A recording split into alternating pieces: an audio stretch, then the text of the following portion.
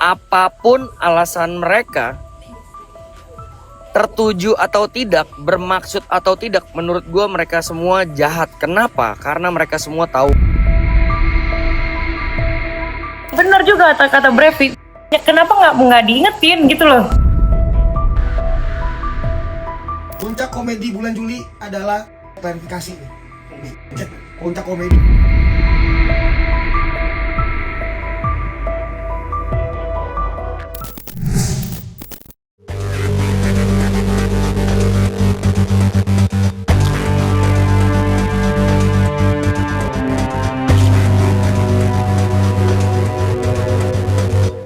Polemik skandal Erika Karlina dan BJ Panda kini bergulir semakin liar. Buktinya, hal ini berdampak pula terhadap Natalie Hozier yang ikut terkena efek negatif. Lantaran konten unggahannya, telah berdansa mengenakan pakaian layaknya wanita berbadan dua. Sampai-sampai, Natalie dituding sebagai bagian dari circle bahagia DJ Panda. Alhasil, ia pun terkena dampak yang serupa dengan DJ Panda. Pertunjukan Natalie banyak yang dibatalkan oleh pihak klub malam. Seolah jengah serta enggan terseret semakin jauh, Natalie Hozier pun coba memberikan klarifikasi kepada lingkar pertemanan Brevi tentang konten memberadakan ibu hamil serta ketidaktahuannya soal circle bahagia DJ Panda. Lantas seperti apakah klarifikasi dari Natalie Hozier? Ya kalau bosalan gue sih memangin mbaknya bicara sama Brevi terus kasih aja mbak supaya memang nyata-nyata memang mbak Natalie-nya keluar dari circle bahagia itu dalam arti ya. Setelah podcast keluar gue cut off udah langsung. Tadinya tuh rencananya emang mau dibikin kita gimmick berdua gitu loh, ngerti gak sih? Nge-DJ berdua nih. Gimana kalau kita coba nih, pas kita coba naiklah tuh konten-konten. Kok bisa-bisanya lu accept semua dan ayo kita ketawa-tawa. Itu banget man, itu nggak bukan manusia menurut gue. Mereka semua tuh yang ada di sana konteksnya tahu ya. Cuma ibu-ibu daster doang mungkin it's okay lah. Yang jadi agak ini kan yang seolah-olah hamil itu loh, hamil-hamilan. Gue demi gue nggak tahu sama itu sekali. Yang jadi konten aja, ngerti nggak lo? Ya sih, tapi kenapa nggak diingetin ya gitu loh maksudnya. Itu kenapa nggak diingetin? Nah terus sama satu lagi adalah pokoknya nanti kirim ke Andre apa ke Boleh. Menanggapi klarifikasi dari Natalie, Brevi pun buka suara selaku kekasih dari Erika Karlina saat ini. Dan mengejutkannya, ia justru menabuh genderang perang lebih kencang. Bagi Brevi, sudah tidak ada lagi kata maaf. Bagaimana tidak, Brevi mencium adanya unsur kesengajaan di balik konten tersebut. Mengingat beberapa orang yang ada di dalam konten tersebut, sejatinya sudah mengetahui kondisi Erika yang sedang berbadan dua. Namun, mereka tetap tega membuat konten seperti itu. Intinya kenapa gue join war, kenapa gue open war sama mereka, apapun alasan mereka, tertuju atau tidak, bermaksud atau tidak, menurut gue mereka semua jahat. Kenapa? Karena mereka semua tahu Erika lagi hamil. Gue nggak yakin semua tahu, mungkin ya benar, mungkin ada yang nggak tahu ya. Tapi kalau dia tahu, Panda tahu, kenapa waktu kejadian dia pura-pura jadi ibu hamil tuh, si Natalie jadi ibu hamil, kenapa nggak ada yang ngelarang? Mbak, aku mau nanya mbak, itu yang ngasih ide itu kayak gitu siapa sih? yang ngasih ide? Nggak ada. Gue sendiri. Bukan yang ngasih ide pakai baju Masih itu. ide cosplay itu loh kak. Gue sendiri. Tapi iya benar juga kata Brevi. Ya, kenapa nggak diingetin gitu loh? Kalau memang tahu. Ini maksudnya mbak sendiri yang idenya atau dari dianya? Gue yang ide dasar tuh gue. Karena gue identik dengan ibu-ibu Facebook kalau di live gue ya, gitu loh, ngerti nggak lo? Itu kan sepengakuan mereka enggak. Artinya gue nggak tahu. Oke, taruh lah. Ini sifatnya kita posisi thinking ya guys. Oke lah, mereka nggak tahu. Ada beberapa orang yang nggak tahu. Contoh kayak Baby Kesha nggak tahu, Natalie juga ngakunya nggak tahu. Kan ada dua orang lagi yang tahu tuh. si monyet Cirebon itu sama si Claudia kan tahu. Lu kenapa gini ya, enggak gini. Gue misalnya kita berempat, kita bikin konten. Kita ngeledekin salah satu teman kita yang maaf banget, misalnya disabilitas pincang. Kita sebagai orang normal, jangan ntar si ini tersinggung. Iya gak?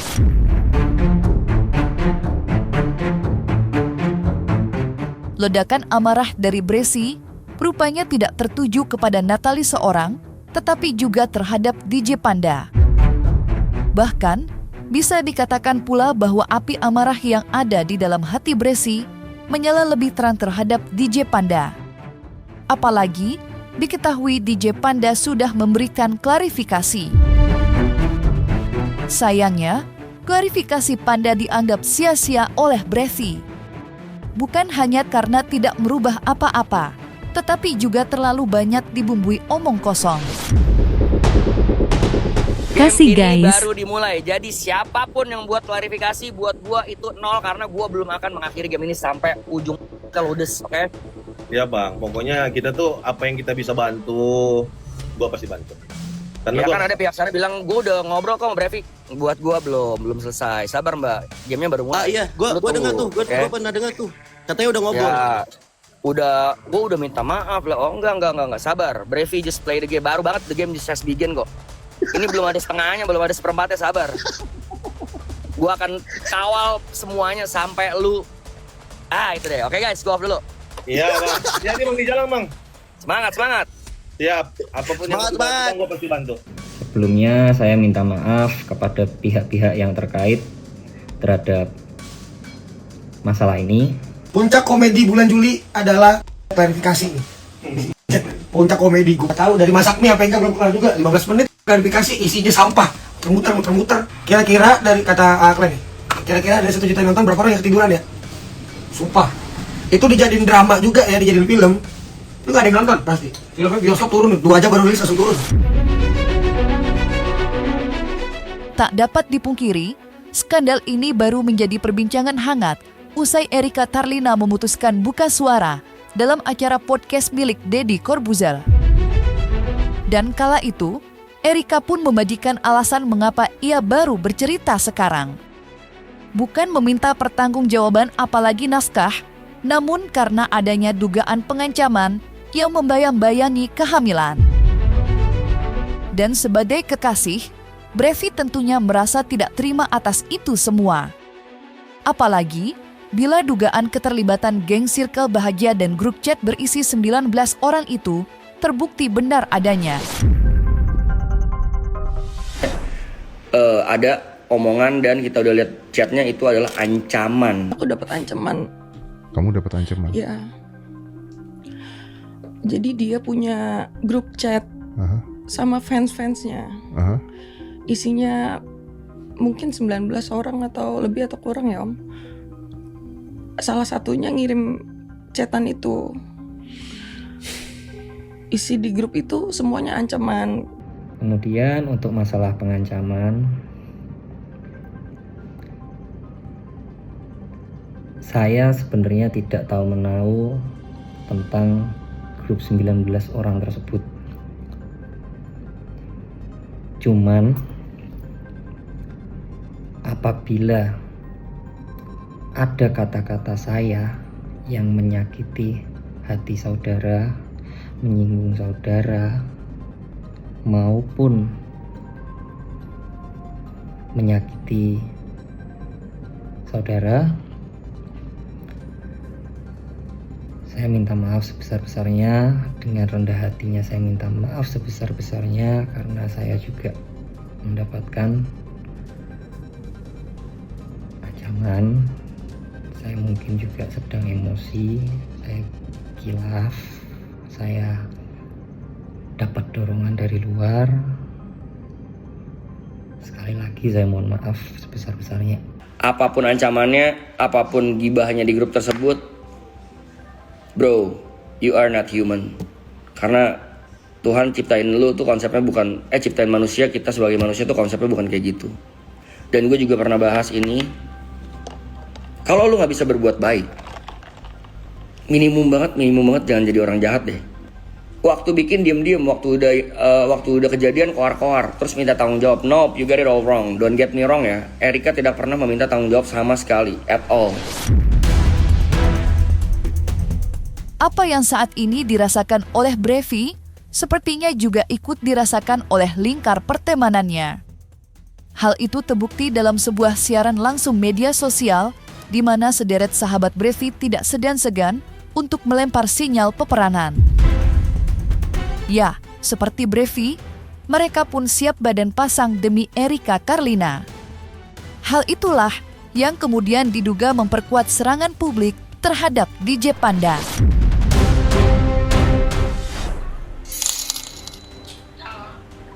Apa kabar? Apa? Ramai banget, baik dong. Ditanyain kamu tuh di stream apa kabar Mbak R katanya. Aku baik-baik aja, terima kasih. Terus ditanya gimana keadaannya, katanya masih sedih gak apa gitu. Keadaannya baik, udah nggak sedih. Banyak yang doain, banyak yang support tuh, bahagia terus, jangan sedih-sedih.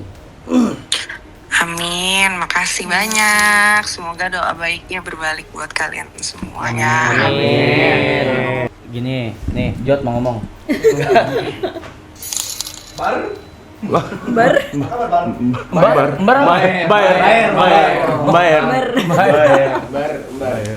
Sehat-sehat, Cok. Kalian jangan berantem loh. Gimana nggak, sorry, berantem sama siapa? Iya, maksudnya dia jangan rusuh-rusuh di live. Oh, emang ada lawannya? Nanya doang. Kalau berantem kan harus ada lawannya. Gitu. Terus kan kalau ada lawan juga harus sepadan. Balik, kamu tuh balik. Buset, digoreng mulu. Bebenernya angetin buat besok. Makasih buat dukungannya juga. Ya katanya sama-sama. Ya. Tadi apa ya tadi? Oh ya katanya kamu disuruh viewers katanya request satu lagu buat kita. Viewers ya. Lagu buat siapa nih? Buat kita nyanyiin, maksudnya viewer nyuruh coba Mbak R request satu lagu yang dinyanyiin sama kita gitu, selain Indonesia Raya. Jangan lagu kebangsaan Mas.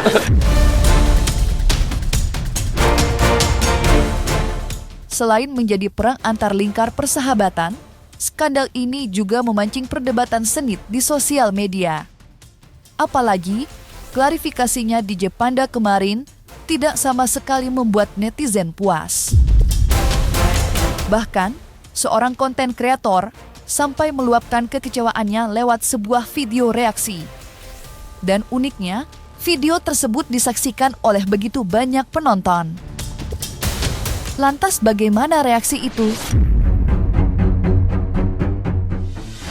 Gue gedek banget nontonin Mbak R. Kata gue, aduh kenapa sih? DJ gedek banget gue.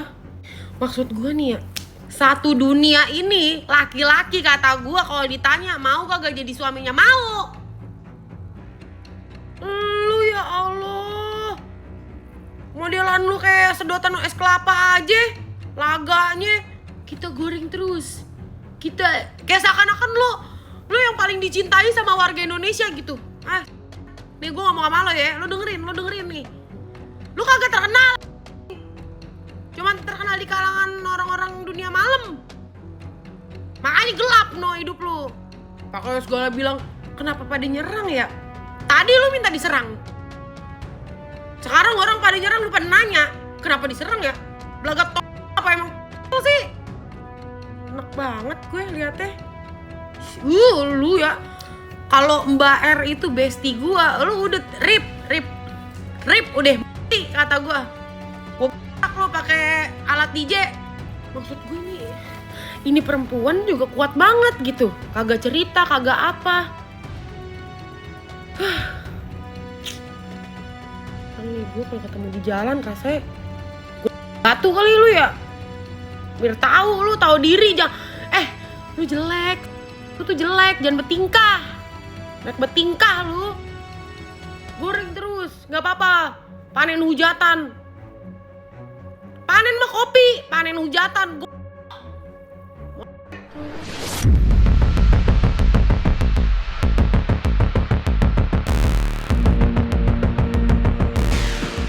Kejadian yang menimpa Erika Karlina saat ini memang sudah kadung menjadi konsumsi publik serta menuai pro dan kontra.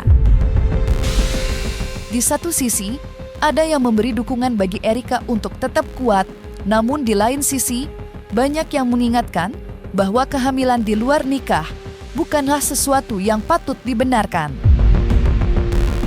Lantas bagaimanakah pandangan hukum Togar Situmorang? Serta adakah solusi kuat dari undang-undang untuk menyelesaikan perkara ini? Tapi yang bisa dilakukan oleh pihak perempuan itu ada beberapa, dan memang ini harus masuk ke dalam ranah gugatan keperdataan.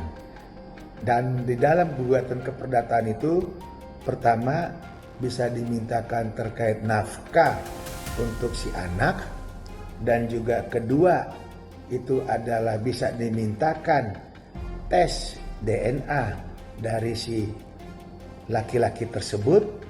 Dan dalam hal ini kalaupun dia melakukan satu gugatan itu harus mempunyai bukti-bukti lengkap, baik itu kalau memang ada tulisan, ada perjanjian, ada bukti rekaman, ataupun hal-hal yang lain, terutama saksi yang tahu bahwa betul laki-laki inilah yang wajib mempertanggungjawabkan secara keperdataan. Nah, itu bisa ditempuh melalui satu gugatan yang namanya gugatan perdata. Tidak bisa dipaksa seorang laki-laki tersebut karena hamil harus kawin. Itu tidak bisa. Nah, yang lebih penting kalau memang ingin masalah ini segera dicari jalan keluarnya, gunakanlah jasa pengacara agar lebih tepat, lebih tertata, dan lebih pas di dalam satu konstruksi hukumnya. Karena kenapa? Di sini tidak ada pidana, yang ada hanya terkait tanggung jawab, dan tanggung jawab itu hanya bisa dituntut melalui gugatan perdata.